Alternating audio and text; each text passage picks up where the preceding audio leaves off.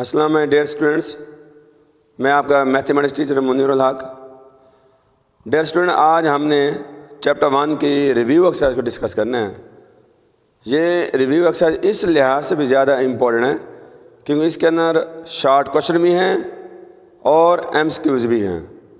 तो हमारा smart syllabus के अंदर क्वेश्चन 1 और 2 शामिल है। क्वेश्चन 1 एमसीक्यूज़ के बारे में, तो आप भी ज़रा बुक्स खोल लें, मैं भी बुक्स खोल लेता हूँ और हम एमसीक्यू डिस्कस करने लगे। साथ साथ आप भी निशान लगा लें। तो देखिए स्टूडेंट, जो क्वेश्चन नंबर 1 का पहला एमसीक्यू जो है, standard form of quadratic equation is, ये 4 ऑप्शन दे रखे हैं और हमने पिछले लेक्चर में क्वाड्रेटिक इक्वेशन की स्टैंडर्ड फॉर्म डिस्कस कर चुके हैं। वो क्या होती है, यू नो कि वो होती है, ये बी ऑप्शन इसका सही है पहले का, ax² + bx + c = 0, that is a standard form of quadratic equation. दूसरा में the number of terms in a standard quadratic equation, और क्वाड्रेटिक इक्वेशन में दे रखी है ax² + bx + c = 0 इज़, यानी हमने ये बताना है कि क्वाड्रेटिक इक्वेशन के अंदर नंबर ऑफ टर्म कितनी होती हैं। तो ज़रा देखें इधर ऊपर ये लिखी है क्वाड्रेटिक इक्वेशन, ये ax² एक टर्म होगी, bx दूसरी और +c तीसरी, तो यूँ होंगे नंबर टर्म 3। तो इसके सी ऑप्शन सही है 3। तीसरा में number of method to solve quadratic equation is, और हमने पिछले लेक्चर में डिफरेंट मेथड सीखे हैं क्वाड्रेटिक इक्वेशन को सॉल्व करने के, तो वो होते टोटल 3। आगे शॉर्ट क्वेश्चन में अगर हमने उन तीनों के मेथड भी बताने हैं, और आप भी जानते हैं कि फैक्टराइजेशन, एक मेथड क्या था, फैक्टराइजेशन, और एक मेथड था हमारा बाई कम्प्लीमेंट स्क्वायर मेथड, और तीसरा मेथड था हमारा क्वाड्रेटिक फार्मूला। तो यूँ हो गए आपके 3 मेथड। तो ये शॉर्ट क्वेश्चन भी है कि क्वाड्रेटिक इक्वेशन के कितने मेथड होते हैं, और यहाँ भी हमने बताना कितने होते 3 मेथड। चौथा हमारे भाई जी, the quadratic formula is, the quadratic formula is.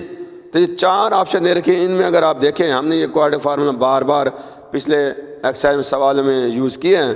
तो वो ये बनता है x = -b + -b² - 4ac² / 2a। ये है हमारा क्वाड्रेटिक फार्मूला, जो ए ऑप्शन बनती है, ये दुरुस्त है। डियर स्टूडेंट, 5वां MCQ, the 2 linear factors of x² - 15x + 56 are, और क्या जी x², हमें क्या दिया है इक्वेशन, x² - 15x + 56 = 0। अगर हम ये देखें, उसी तरह हम जो फैक्टर बनाएं कि 2 नंबर ऐसे जिनको मल्टीप्लाई करें तो 56 है, प्लस करें तो 15 है, और वो बनते हैं 8 और 7। 8 7 56 होता है, और 8 और 7 को प्लस करने से -15 आता है। तो यूँ हमारे सी ऑप्शन बनेगी x - 7 एंड x - 8। ये हमारे फैक्टर बन जाएंगे। जब आप फैक्टर बना के सॉल्व करेंगे तो ये सी ऑप्शन इसका आंसर बनेगा। छठा MCQs, an equation which remain unchange when x is replaced by 1 x is called. ये पहले भी डिस्कशन हो चुकी है हमारी क्वेश्चन के अंदर। अगर हम x को 1 x से रिप्लेस करें और इक्वेशन हमारी अनचेंज रहे, तो वो इक्वेशन क्या कहलाएगी, रेसिप्रोकल इक्वेशन। तो इसकी बी ऑप्शन दुरुस्त है जी। और ये डेफिनेशन भी है रेसिप्रोकल इक्वेशन की, आगे यूज़ भी करेंगे हम, शॉर्ट क्वेश्चन में है इसका। 7वां एमसीक्यू है, an equation of the type 3 + 3 की पावर 2 - x + 6 = 0। डियर स्टूडेंट्स, ये बात पहले भी मैं बता चुका हूँ कि अगर आपका वेरिएबल एक्सपोनेंट में चला जाए तो ज़ाहिर हम उसको कहेंगे एक्सपोनेंशियल इक्वेशन। तो ये हमारी बनती है एक्सपोनेंशियल इक्वेशन, जो कि हमारी ए ऑप्शन बनती है। ये 7वां एमसीक्यू हमारा, ठीक है। 8वां MCQ, the solution set of equation 4x² - 16 = 0। क्या है जी, 4x² - 16 = 0। तो आप बॉयज़ क्या करेंगे, अगर 4x² ये -16 उठा के इधर ले आए, 4x² ये -16 इधर ले +16, 4 से डिवाइड करेंगे तो ये बन जाएंगे x² = 4। और अगर हम दोनों का स्क्वायर रूट लें तो 4 का स्क्वायर प्लस -2 आ जाएगा। दैट यूर सी ऑप्शन बनती है। तो यहाँ सी ऑप्शन दुरुस्त है। 9 MCQ an equation of the form 2x4 - 3x³ + 7x² - 3x + 2 = 0 is called ये बनती है आपकी रेसिप्रोकल इक्वेशन, क्योंकि ये पहले भी यूज जब हम x की जगह 1 में x यूज़ करें तो वो दुरुस्त रहती है। और ये जो फॉर्म है इसके अंदर एक हम डिफरेंट पावर हैं, तो ये भी आपकी रेसिप्रोकल की स्टैंडर्ड फॉर्म इक्वेशन है जी। तो इसका भी ए ऑप्शन बनता है जी। अच्छा, मैंने यहाँ पर आगे क्वेश्चन 2 के अंदर शॉर्ट क्वेश्चन है वो हमने डिस्कस करेंगे अभी मैं, लेकिन आपको मैं साथ से डेफिनेशन बताते जाऊँ।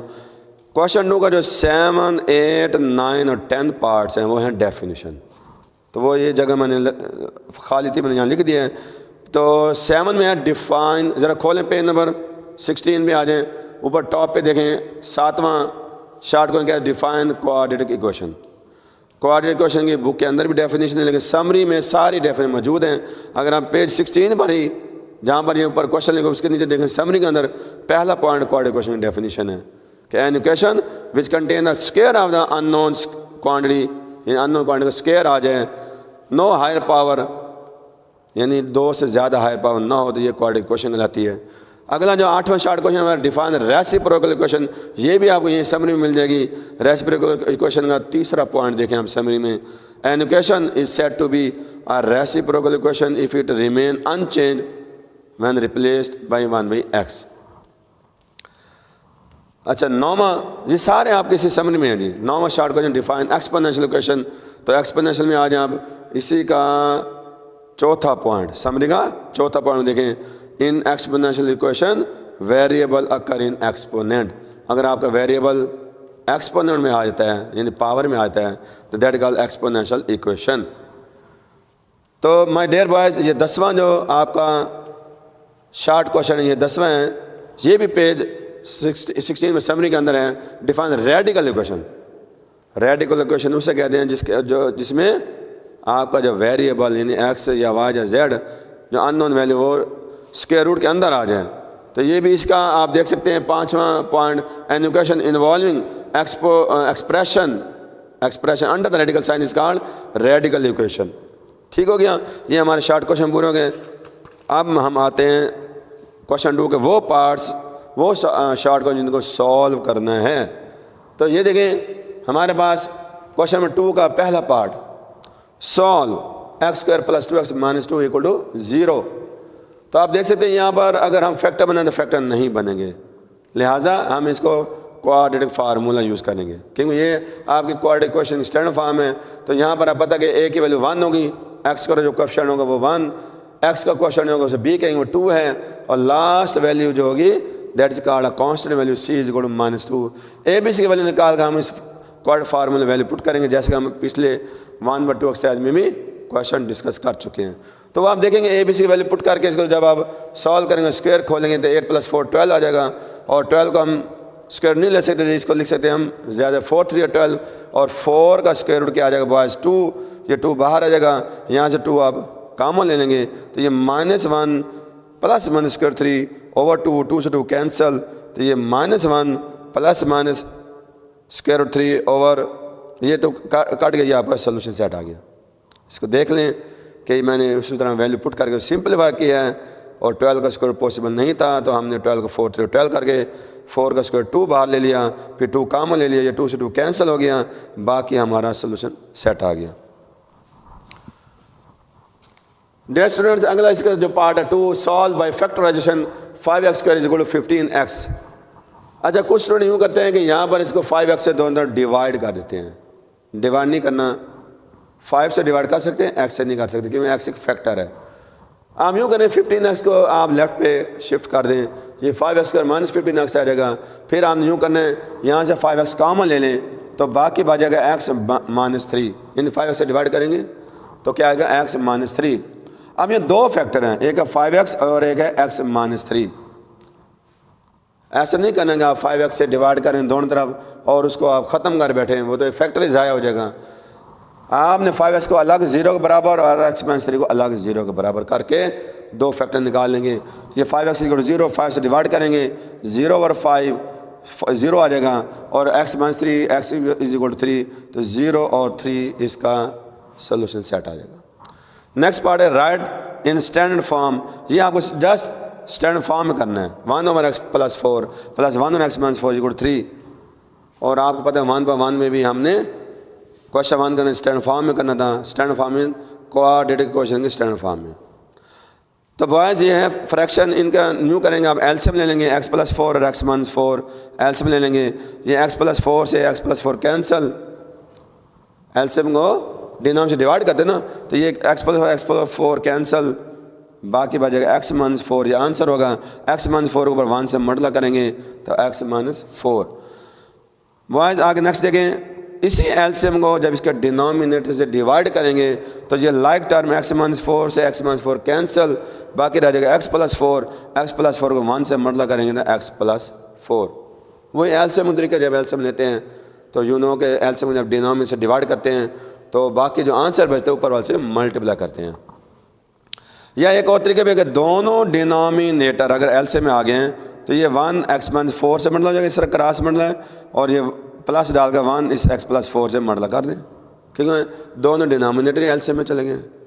Okay, is equal to 3। अच्छा बॉयज इसको खोल लेते हैं, 1x the x minus 1 4 the 4, फिर plus 1x the x plus 1 4 the 4। अच्छा ये देखिए ये आइडेंटिटी बन रही है, आइडेंटिटी शक्ल है, वही दो प्लस हो रहे हैं वही दो माइनस हो रहे हैं। तो दोनों में जो फर्स्ट टर्म है square minus second term square, a² minus b²। Formula याद है ना, a+b into a minus b that equal किसके बराबर होता है, a² माइनस b², मतलब first term square minus second term square. तो ये वही प्रॉपर्टी यूज़ की है, वही आपको आइडेंटिटी यूज़ की है, x का स्क्वायर प्लस में माइनस सेकंड टर्म 4 का स्क्वायर। अच्छा ये ऊपर देखें -4 + 4 कैंसल, बाकी बात का 2x ओवर x² -16 और इसको क्रॉस से मल्टीप्लाई किया 3 से मल्टीप्लाई हो जाएगा, और ये 2x इसके नीचे 1 डाल दें 2x 1 2x, और मज़ीद सिंपल करेंगे मल्टीप्लाई करेंगे 3x² -3 16 48 इज इक्वल 2x, और 2x को जब इधर ले आएंगे -2x, तो ये आपकी स्टैंडर्ड फॉर्म बन जाएगी क्वाड्रेटिक इक्वेशन की। और हमने जैसे उसको स्टैंडर्ड फॉर्म में लेके आना था, मज़ीद सॉल्व करने की ज़रूरत नहीं है।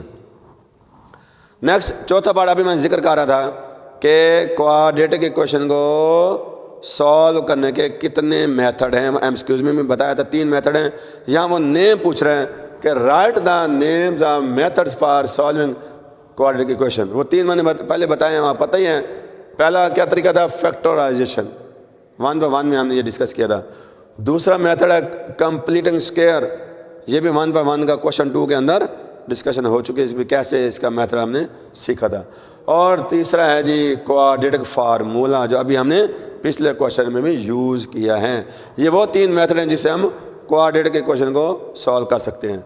आज 5वां इसका शॉर्ट क्वेश्चन है 2x - 2 होल का स्क्वायर इज इक्वल टू 9/4। तो बॉयज ये स्क्वायर कैंसिल करने के लिए स्क्वायर रूट लेना पड़ेगा, ठीक है ना। ये पहले भी हम इस तरह क्वेश्चन कर चुके हैं। तो taken square root, sorry square ख़त्म करने स्क्वायर रूट लेंगे, ज़ाहिर स्क्वायर ख़त्म करना ना, तो हमें स्क्वायर रूट लेना पड़ेगा, क्योंकि स्क्वायर को कैंसिल करना स्क्वायर रूट ही लिया जाता है ताकि दोनों कैंसिल हो जाएं। तो हमने दोनों तरफ स्क्वायर रूट ले लिया। तो बॉयज़ ये क्या क्या हमने दोनों तरफ जब स्क्वायर रूट लिया तो ये 9/4 का स्क्वायर रूट, और मैंने पहले बता चुका हूँ पिछले लेक्चर में भी कि जब एक तरफ वेरिएबल इन्वॉल्व हो तो आपने जो कांस्टेंट वाले स्क्वायर रूट में प्लस माइनस डालना ज़रूरी है। तो स्क्वायर कैंसिल हो गया, 2x - 1/2 आ गया, और ये प्लस माइनस इसका 9/4 का स्क्वायर रूट 3/2 आ जाएगा। अब 2 वैल्यू आ गई, एक दफ़ा हम इसको सॉल्व करेंगे 2x - 1/2 को प्लस 3/2 के साथ, एक दफ़ा -3/2 के साथ। तो ये -1/2 को उधर शिफ्ट कर दें ताकि दोनों फ्रैक्शन इकट्ठे हो जाए, प्लस 1/2 इनका 2 एलसीएम आ जाएगा। तो ये डिनोमिनेटर और एलसीएम सेम है, तो 2 को 2 पर डिवाइड करें 1 आंसर आएगा, 1 को ऊपर 3 से मटेंगे 1 3 आ जाएगा, फिर 2 को 2 से डिवाइड करें 1 आंसर 1 1 1, ये 4/2 बन जाएगा। इसी तरह यहाँ भी वही एलसीएम लिया तो ये आपका -3 + 1 आ गया, और -3 + 1 -2/2। तो ये जब आप डिवाइड करेंगे तो x की वैल्यू आपके 1 आ जाएगी और एक आगे -1/2। तो ये दोनों आपका सोल्यूशन सेट बन गए। अच्छा बेटा छठा लास्ट शॉर्ट क्वेश्चन क्या आ गया हमारा, ये आपको रेडिकल इक्वेशन है। इस पर रेडिकल है तो रेडिकल मतलब स्क्वायर रूट ख़त्म करने के लिए हमें स्क्वायर लेना पड़ेगा। तो वही लिखेंगे स्क्वायरिंग बोथ साइड। इधर मैंने जब स्क्वायर लिया तो स्क्वायर रूट स्क्वायर कैंसिल हो गया, x का x³ आ गया।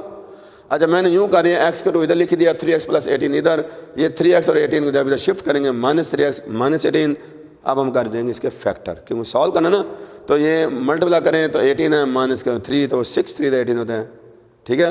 और ये माइनस का 6 रखना पड़ेगा, प्लस का 3 ताकि माइनस का 3 है, क्योंकि मिड टर्म -3 चाहिए हमें। अब यहाँ से x काम लिया, यहाँ से 3 काम लिया, तो आपका 2 फैक्टर आ गया, x - 6 और x + 3।